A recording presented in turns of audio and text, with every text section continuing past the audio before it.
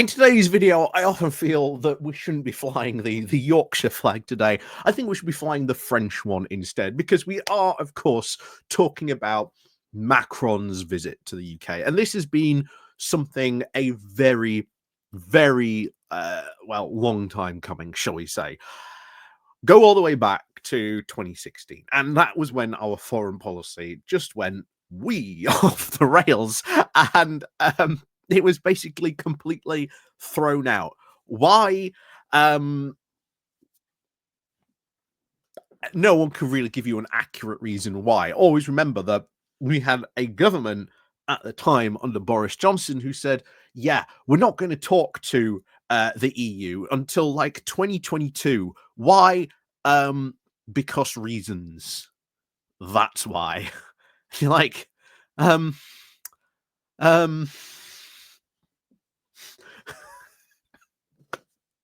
and then it wasn't until, as you may remember, we had David Cameron come back, and I did a video about it at the time, that regardless of whatever your thoughts about David Cameron as a prime minister, I will tell you this now. When he came back to the Foreign Office and we covered that, there were a lot of diplomats, a lot of people working in the Foreign Office going, it's like having adults back in the room.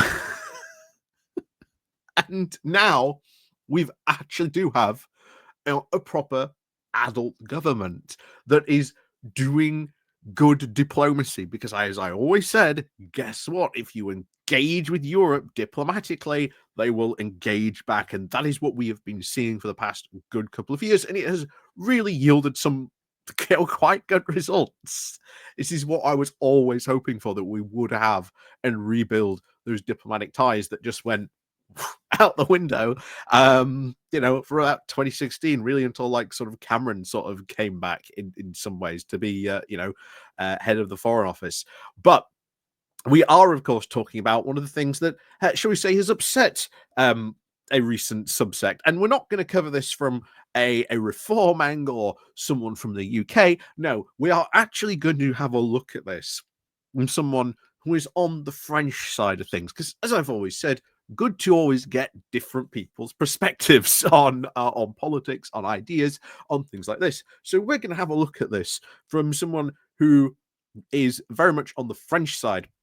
Believe it or not, is actually a very sort of talks a lot about sort of French politics and what is going on here. And this is the French Dispatch, and it's a Substack post about this and about the snub and why Macron is entirely right just to snub Nigel Farage in this visit. So let's do this then, shall we? So before we get on into this, please do remember, of course, to click on the like and subscribe button. Thank you very much to all those people who do click those buttons. Thank you very much. There are, of course, links down below. There's the Patreon page, there's the Buy Me Coffee link, there's the YouTube thank you button, and of course, there's the YouTube membership button down below as well. And of course, 'tis Wednesday, so there is a new video for all the Patreons, and of course, all the YouTube members coming out as well. So go check that out. If you want to watch all that and all the other videos, well, head on down below and help support the channel that way. So, like I say, let's crack on then into this. So this comes, as we said, from the French Dispatch, with Macron snubs Farage during the UK visit, and he is right to do so. So an entirely predictable and a very amusing event. French President Emmanuel Macron will not be meeting with the far-right British, quote, hero, who has a very possessive obsession with ending the European Union. With Emmanuel Macron visiting the UK this week as part of a major state visit, there have now been plans for the president to meet Keir Starmer, King Charles, and of course, Conservative leader Kemi Badenoch and Liberal Democrat leader Ed Davey. And of course, it is entirely normal now for a head of state to meet other major parties in a country that they are visiting, especially, of course, those with long-standing histories and who have been actively involved in diplomatic efforts between France and the UK. And bear in mind, this is standard diplomacy. You may remember just before like the American election, like everyone, I don't know why, decided to criticize like Lamy and Starmer for meeting Trump. back when he was like the Republican nominee. And it's like, no, that's standard diplomacy. If it was, I don't know, someone else, it was still would have happened, because that is diplomacy. You know, that is basically what happens. It's happened here with Macron coming to meet, Starmer, Badenoch, and Ed Davey. That is diplomacy. That is what you do when you do these types of visits, because there is every possibility maybe one of these other people could maybe be prime minister one day. You never know. So it is always good to make sure that your country, because when you go to another country, you are acting as your country's representative. You are representing your country as that country's at the time leader. You don't know what may happen in the future. So it is good to meet people with main political parties, of which, again, Conservative and Liberal Democrat, yeah, absolutely, big parties in the UK. Why on earth, again, would you go and visit, again, no offense to them, but we've mentioned before, why would you go visit the Greens? They've only got 4 people. Why would you go visit Reform UK? Again, they've only got that. So why would you go and do it? And bear in mind, you don't see the Green Party crying about being snubbed by Macron either, or the DUP crying about this either. just to point that out on this. So it is also, of course, very natural now for a head of state to meet the leader of a party that is, of course, now closely aligned with his own, as is the case now between the Renaissance and the Liberal Democrats. It's, of course, not only this now, but the ongoing thawing of the Franco-British relations under Keir Starmer's premiership, with a very large rapprochement coming in now, military and diplomatic affairs, as well as now a growing closeness with the EU. These visits are important. Again, very important to do this type of stuff, because there's all this good stuff happening. All this good stuff happening. Closer relationships with the EU, which, again, we've said we want. Building more diplomatic ties, building more closer military relationships with everything that's going on in Russia. And again, stuff going on with Trump, because as it's been pointed out, what if another Republican just goes, yeah, I'm going to run on the fact the US is going to leave NATO? They've got to consider that. Europe has to consider that as a whole. But it continues. This, of course, has not stopped Nigel Farage and co. from very crying about this largely, quote, outrageous and deliberate snub by the French president, who has not scheduled a meeting with the leader of the British far right and misinformation peddlers everywhere. The president, of course, of Reform UK, Richard Tice, has complained very loudly about this in a following statement, saying that Reform, now polling higher than all the parties, and by denying Nigel a meeting with Macron, the establishment is now shutting its eyes to the light of the Reform train that is coming. If Macron was confident in his handling now of the small boats issue, he would, of course, very happily meet with Nigel. Now, firstly, Nigel Farage and his far-right circus have never shown anything but outright hostility to Emmanuel Macron, the French Republic, and, of course, the European Union. This wouldn't give anybody a reason to speak to them whatsoever. Again, absolutely right. Why on earth would you go and speak with Nigel Farage, even if, let's say, they had no MPs, but they were, still had the same polling intention? Would Macron still go meet with Nigel Farage? No. Because it's an absolute circus of a party.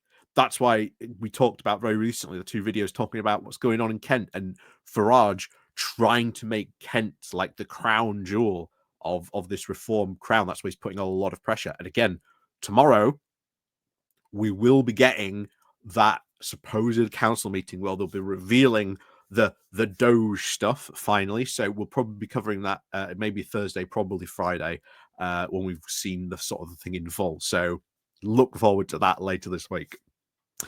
However, of course, at this point, we all now have to start asking ourselves this very important question. Why, in the name of the French Republic, would Emmanuel Macron meet with a tin pot leader and the 7th largest party in the United Kingdom? Exactly. That is the real reason. Why would the president of the French Republic, Emmanuel Macron, go meet with the leader of the 7th largest party in the UK? You just wouldn't. Starmer wouldn't do it with a French party. It just basically wouldn't happen. Any other diplomat, because we all recognize it's just not. It's not worth it. I mean, you look here. Currently, HM government, Labour Party, 403, Conservative Party, 120, Liberal Democrats, 72, SNP, 9, Independent Alliance, 5, the DUP, 5, Reform UK, 4, Green Party, 4, Plaid Cymru, 4. Again, is he expected to meet like every single party member? What about independents? Does he have to meet with every single independent separately? You know? To make, of course, this point very clear, there are, of course, many parties who have now as much political power, if not more, than, of course, Nigel Farage's Reform UK, of course, such as the Scottish Nationalist Party, the Independent Alliance, the DUP, the Green Party, and, of course, Plaid Cymru. None of those parties are, of course, now actively complaining about this snub because they do not have an oversized ego or an entitlement that makes them think they are the main characters in the history of the world. Even if we are going to steelman Nigel Farage's and Tice's complaint, you could argue that as Emmanuel Macron has met with opposition leaders in the past, such as in Germany and Italy and the UK, then he should do so on this occasion in the UK. Which Emmanuel Macron's defense is what he's doing with meeting with Kemi Badenoch and Ed Davey. So, while, of course, Reform UK has seen a very recent rise in notable polling, at times now outpacing the Conservatives in vote share, its support remains very geographically difficult to diffuse and is yet to translate into actually any meaningful number of parliamentary seats under the UK's first-past-the-post system. This polling momentum now signals a very much disconnect with sections of the electorate, particularly, of course, towards Labour as well as the Conservatives. This, of course, does not in itself confer the international weight or diplomatically standing tightly recognized at state-level visits. Again, absolutely right. All this has never been put to the test in a general election. Plus, when you diffuse it, when you have like 600 plus seats up and down the country, as we've explained this before, to no justice in the Green Party, you cannot say, oh, we are polling this well, we should get X amount of seats. Well, what does that actually mean when you break it down to this individual seat? Does not mean you're going to win that seat. Because when you fight a general election, especially in the UK, under this system, you are fighting like 600 different individual battles throughout the UK. And again, it doesn't come down to polling intentions. How you win the UK general election is how many seats you can win. So, yeah, might have that, but what does that mean when it gets diffused down to all these individual races? So, back to this. This, of course, current polling momentum does signal, of course, we've seen that, nor, of course, are polls now an ever strong indicator now of future performance, especially now for a wholly populist party 4 years ahead now of an election. Farage and Tice's complaint now has completely now missed the point of how diplomacy works.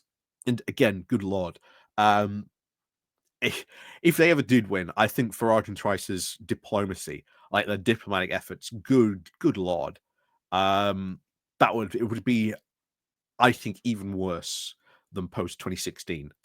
Even during the Boris Johnson years and Liz Truss years, I think it would be even worse than that. I think British diplomacy would just be absolute in the gutter, I think, at that point on that one. So it continues. Heads of state, of course, meet governments, not poll leaders, especially, of course, when that leader holds a few seats in parliament and even so little to no formal authority over the political situation. The French president is, of course, under no obligation, political, diplomatic, or even social, to actually indulge a political performer whose influence has historically peaked in headlines rather than in institutions. Again, that I say, why are we reading this? This is a French point of view. He's got it right. Farage has always peaked at certain points, and there's a lot of people now saying this is the peak, that Farage cannot maintain this type of momentum for the next 4 years. It's impossible for him to. Sooner or later, things start to go wrong, which we've seen. Things start to go wrong. Can he maintain this momentum? Absolutely not. This is why one of the things that is going around at the moment is that Farage wants to try and force a general election. He wants to try and force a general election. This is one of the big rumors that he's going to try and start some sort of campaign to try and do. The next, of course, UK election is years away, meaning that Farage, of course, would not only be very premature, but of course diplomatically very unserious, and acts as, of course, a very risk now legitimizing a spectacle over substance in cross-channel relations. Again, why? Again, is exactly the same. You wouldn't do it. You just would not do it. Like, I absolutely agree. If there was a similar character in France, I would agree with Starmer just not meeting him, even if he were to, like, raise hell. Like, why? How dare you snub me? I'd be like, why should he meet with you? You know?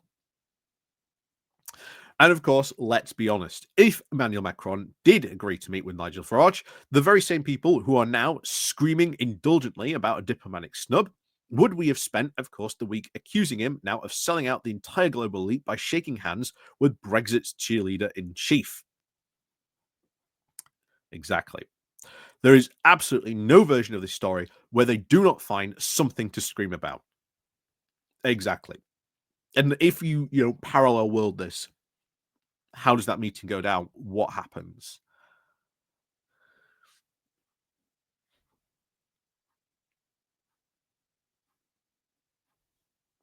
What happens in that? In that parallel world where Macron decided to meet with Farage.